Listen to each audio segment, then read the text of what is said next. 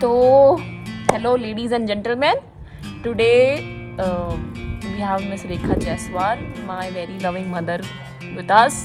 तो वो नहीं चाहती हैं कि आप सब उन्हें देखें, पर वो ये ज़रूर चाहती हैं कि आप सब उनकी आवाज़ सुने और ये सुने कि जो मैं जानना चाहती हूँ उन सवालों के जवाब वो किस तरीके से बताती हैं या अपनी भावनाओं को किस तरीके से व्यक्त करती हैं।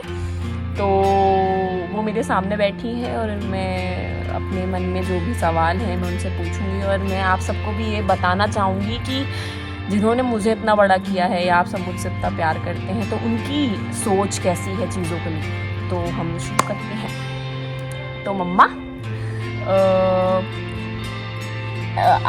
आपकी जब शादी हुई थी तो आप 24 इयर्स की थी, और 24 इयर्स पहले ही आज से ये चीज़ें बहुत चेंज थी। आज के माहौल और तब के माहौल में बहुत अंतर था। तो जब आपके लिए शादी का ऑफ़र आया था या रिश्ता आया था पापा का, तो क्या थॉट्स थे आपके दिमाग में, या उस समय की 24 इयर्स की लड़की के दिमाग में क्या थॉट्स आते होंगे? थॉट्स डिपेंड करते थे परिवेश के ऊपर, माहौल के ऊपर, कि आपके घर का परिवेश कैसा हो और माहौल कैसा हो। तो मैं एक मिडिल क्लास फैमिली को बिलोंग करती थी, तो सपने मेरे बहुत सारे थे, लेकिन जहाँ मेरी परवरिश हो रही थी तो उस माहौल में शायद मेरे सपनों को पंख मिलना आसान नहीं था, मुझे ऐसा लगता था। तो जब शादी के रिश्ते आने लगे और घर में इस तरह का माहौल बनने लगा कि अब बिटिया की उम्र हो गई है, शादी कर दी जाए, तो मैं शहर सी बिना किसी झील झोल के मैंने शहर अपनी अनुमति दे दी, और बिना किसी थॉट्स के मैं ज़िंदगी के इस सफ़र में आगे बढ़ने को तैयार हूँ। ओके, तब आप मुझे देख रही हैं, आज की लड़कियों को देख रही हैं, आप न्यूज़ पढ़ती हैं, हर चीज़ से अपडेटेड रहती हैं, आप फ़ोन में देखती हैं, टीवी पे देखती हैं, अखबार पढ़ती हैं। तो आपको क्या लगता है कि तब की विमेन में और आज की विमेन में क्या अंतर है? सबसे बड़ा अंतर क्या है जो आपको लगता है? सबसे बड़ा अंतर, आज की वुमेन पावरफुल हो गई है। वुमेन तब भी पावरफुल थी, लेकिन आज जो एक्सट्रीमली पावरफुल हुई है और काफ़ी तेज़ी से जो डेवलप हुई है स्वयं के डिसीजन लेना, चाहे वो घर के फील्ड हो, चाहे ऑफिशियल फील्ड हो, चाहे कंपनी में सीईओ फील्ड हो, चाहे पॉलिटिकल बेस पे हो, चाहे हमारा इसरो हो, कहीं भी हम देख रहे हैं कि महिलाओं की भूमिका काफ़ी तेज़ी से और मजबूती के साथ आगे बढ़ रही है। तो मैं उस परिवेश में या उस समय से आज के समय की महिलाओं को कहीं काफ़ी तेज पा रही हूँ, काफ़ी पावरफुल पा रही हूँ। तो ये सबसे बड़ा बदलाव है। My mother is a housewife, so she chose to be a housewife. She could have been a working woman. She was postgraduate of that time, so she could have been whatever she wanted to be, but she chose to be a housewife. तो मैं ये जानना चाहूँगी कि आपको क्या लगता है, अगर एक वर्किंग वुमेन और एक हाउसवाइफ को कंपेयर किया जाए तो दोनों में क्या अंतर है? कौन ज़्यादा पावरफुल है, कौन ज़्यादा रिस्पॉन्सिबिलिटी निभाता है? देखिए, एटलीस्ट अगर वर्क देखा जाए तो दोनों ही अपने अपने वर्क में पूरी तरह मेहनत करती हैं, लेकिन आई थिंक कहीं ना कहीं working women is most powerful women, क्योंकि वो अपने घर के काम, अपने बच्चे, अपने पति, या अगर उनके साथ उनके इन-लॉज है तो उनको मेंटेन करने के साथ साथ बाहर की रिस्पॉन्सिबिलिटी, ऑफिशियल जॉब की रिस्पॉन्सिबिलिटी, टाइम से जाना, टाइम से आना, वो सब चीज़ों का भी निर्वहन उतने ही अच्छे से कर पा रही है। तो भाई वो I think official women is ज़्यादा पावरफुल है। ओके, मैं आपकी बेटी हूँ, मैं 22 इयर्स की हूँ, और आपने मुझे इतना बड़ा किया है, हर चीज़ की फ्रीडम दी है, आप बाकी बच्चों को भी देखती हैं। तो आप कैसा फ्यूचर चाहती हैं मेरे लिए? आप अपनी एक बेटी के तौर पे या एक 22 ईयर ओल्ड विमेन के तौर पे मेरे लिए कैसा भविष्य देखती हैं? मेरी बेटी भले ही पोस्ट एजुकेटेड हो गई हो, एक अच्छी फील्ड में आगे बढ़ रही हो, लेकिन मेरी पहली प्राथमिकता उसको अच्छे संस्कार देना होगी। जहाँ तक मैं जानती हूँ कि मैं इस चीज़ में मैंने उसको काफ़ी समझाया हुआ है, कह के रखा है, और वो इन सब चीज़ों को मानती भी है। तो ये मेरी पहली शिक्षा है उसके लिए कि संस्कार रहें हमारे परिवार के, हमारे देश के, उसके अंदर वो सब चीज़ें होना चाहिए। और रही बात उसके पावरफुल होने की या आगे बढ़ने की, तो मैं जो सपने मैंने अपने लिए देखे थे, किसी एक मुकाम हासिल करने वाली बात, और उस समय भाई मेरे सपनों को पंख नहीं लगे, तो वही सपने अपने अंदर के, मैं उसके ऊपर प्रेशर नहीं डालूंगी, बर्डन नहीं दूंगी उसको, लेकिन मैं कहीं ना कहीं मेरे अंदर वो चीज़ है कि जो चीज़ मुझे नहीं मिली है, मेरी बेटी वो सब चीज़ों को, उसको ये सब फैसिलिटीज मिल पा रही है, तो वो अपने सपनों को पंख भरकर उड़ान दे, आसमान में उड़े और सब चीज़ों को अच्छे से मैनेज करे, यही उसके लिए मेरी शिक्षा है। आप समाज को देख रही हैं, आप ये भी देख रही हैं कि अभी भी बहुत डिफरेंसेस हैं, जेंडर बायसनेस है, और बहुत जो लोअर इलाके हैं हमारे देश के, वहाँ पे अभी भी बहुत चीज़ें ऐसी जिन पे काम किया जाना चाहिए।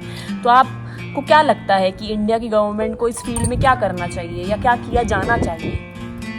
हाँ, जहाँ तक मेरा नज़रिया है इन सब चीज़ों के लिए, ये चीज़ मैं भाई न्यूज़पेपर पढ़ती हूँ या थोड़ा बहुत टीवी वगैरह जो भी, जिससे भी, या कहीं जहाँ आना होता है, सुदूर इलाके हैं जो राज्यों से, जिलों के कम शिक्षा वाले, तो वहाँ वाकई में ये चीज़ अभी भी कहीं बहुत दूर है, महिलाओं को या लड़कियों को कमतर आंका जाता है पुरुषों की अपेक्षा। तो ये सबसे बड़ा रोड़ा है देश की प्रगति के लिए या घर की प्रगति के लिए। घर से शुरुआत की जाए तो घर, इसके बाद मोहल्ला, समाज, गांव, कस्बा, जिला, इस तरह से देश। तो हमारे देश को आगे बढ़ने में सबसे बड़ी बाधक तो यही है कि जेंडर इक्वलिटी अभी हमारे यहाँ नहीं आई है, और स्टार्टिंग घरों से, समाज से, मोहल्ले से ही होती है इन सब चीज़ों की। तो जब हम आगे बढ़ेंगे और दोनों, बेटा और बेटी को घर से ही हम समान शिक्षा का माहौल, कोई भी काम जो अगर बच्चे और बच्चे दोनों साथ कर सकते हैं घर में, बेटा हो या बेटी, तो हमारी कोशिश ये होनी चाहिए कि बेटा भी वो काम उतने अच्छे से करे और बेटी भी वही काम। कामों का बंटवारा ना किया जाए कि किचन का काम बेटी करे या बाहर का काम बेटा करे। तो जब हम खुद ही बराबर रूप से इन सब चीज़ों को देखें और गवर्नमेंट, सरकारी महकमे जो हैं सुदूर इलाकों में जाके काम करवाएं, संगठन बनाएं, जो NGOs हैं, सामाजिक संगठन हैं, उनकी भागीदारी निश्चित की जाए और हर चीज़ के लिए एक मिशन तय किया जाए कि हाँ, ये चीज़ हमको जल्दी से जल्दी बराबर लेकर आना, जेंडर इक्वलिटी। तो काफ़ी इस तेजी में, मतलब इस क्षेत्र में काफ़ी काम किया जाना बाकी है अभी, और मजबूती के साथ काम किया जाना ज़रूरी भी है। तो आई थिंक मैं समझती हूँ कि तभी हम लोग इस दिशा में आगे बढ़ पाएंगे जब मजबूती से काम किया जाएगा, और ये बहुत ज़रूरी है देश की प्रगति के लिए। अगर आपकी शादी ना हुई होती और आपके पास ऐसा ऑप्शन होता उस टाइम कि आप अपनी पढ़ाई को कंटिन्यू रख सकती हैं या उस क्षेत्र में जा सकती हैं जिस क्षेत्र में आपका इंटरेस्ट था, तो आप कौन सी फील्ड चुनती, कहाँ आगे जाना चाहती? मैं बिफोर मैरिज में एक टीचर, मिडिल क्लास टीचर थी प्राइवेट स्कूल में, और मुझे अपने टीचिंग जॉब से बहुत प्यार था, और साथ में मैं एडमिनिस्ट्रेशन में आगे जाना चाहती थी और PSC के लिए सोच रही थी उस समय कि अगर मुझे मौका मिलता तो मैं PSC की तैयारी करती। और बस इतना ही, ठीक है, अब नहीं मिला मौका तो मैं चाहती हूँ कि मेरे बच्चे आगे बढ़ें। मैं कोशिश करती हूँ कि बच्चे मेरे इस क्षेत्र में आगे आएँ। लास्ट क्वेश्चन, आपका और मेरा बॉन्ड इतना अच्छा है जैसा कि माँ और बेटी का होना चाहिए, तो आपको क्या लगता है कि एक लड़की को स्ट्रॉन्ग, इंडिपेंडेंट, आउटस्पोकन या स्टेबल बनाने के लिए एक माँ की भूमिका उसके जीवन में कितनी ज़रूरी है? बेटी के जीवन में माँ सर्वोपरि है, क्योंकि माँ का अंश होती है ना बेटी। और जब माँ भी खुद एक बेटी हुई होती है, पहले बेटी होने के बाद ही बीवी, और बीवी से फिर माँ तक का सफ़र से पूरा करती है।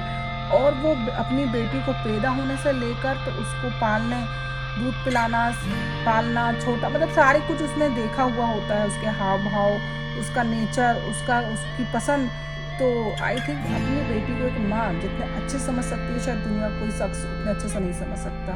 भाई कहा जाता है कि बाप और बेटी की बॉन्डिंग भी स्ट्रॉन्ग होती है, लेकिन मैं इस चीज़ को नहीं मानती। मेरे हिसाब से माँ अपने बच्चों को जितना अच्छा समझती है उतना अच्छा कोई नहीं समझ सकता। तो माँ बेटी की बॉन्डिंग होना बहुत ज़रूरी है, और आजकल के बच्चे को भी चाहिए कि अपनी माँ को भी उतना ही समझे, कमतर ना समझे किसी भी चीज़ के लिए, क्योंकि माँ आपको जो दे सकती है वो भारी दुनिया, भारी परिवेश से कोई आपको दे नहीं सकता। लेकिन आप समझे तो, अपनी माँ का लेवल समझे तो कि माँ किस लेवल पर है आपकी। ये बहुत ज़रूरी है कि बच्चे भी और माएँ भी अपने बीच की बॉन्डिंग, भाई बढ़ती हुई बच्ची को अगर एक दोस्त की ज़रूरत है तो माएँ अपने बच्चों के लिए अच्छी दोस्त बने, अच्छी श्रोता बने, और समय समय पर उनको सपोर्ट करें, कि बच्चे अगर लड़खड़ा रहे हैं, लड़खड़ाने की उम्र पे, तो बच्चों को संभालें अपने, है ना।